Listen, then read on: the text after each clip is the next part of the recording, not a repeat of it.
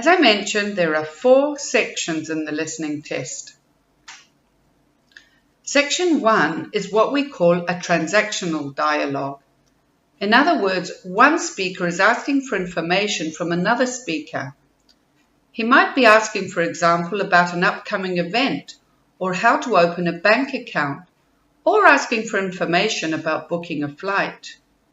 In most cases, you'll be required to fill in a form, for example, to write down a name and address, a number, or details about an event.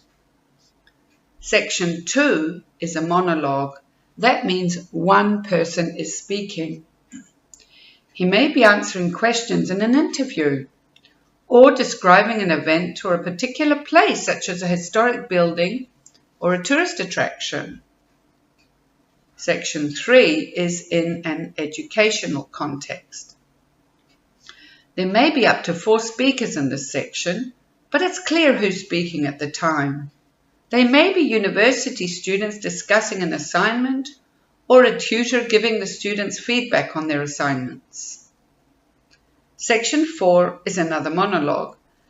The speaker may be a lecturer discussing an academic subject, such as one you might hear at university.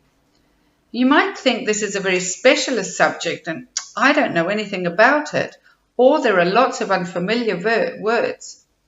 But you do not need to understand all the technical vocabulary for this, just to listen for the keywords that tell you the answer is coming. So that's an outline of the 3 sections of speaking. There are many different question types in speaking. These are some of them here. It's important to get plenty of practice for each kind, as they each require different strategies. You might have to fill in a form. Remember, we mentioned in part 1, you're filling in a form. You might have to complete sentences with the missing words. You might have to do multiple choice or short answer questions. Or you may be labeling the parts of a map or a diagram.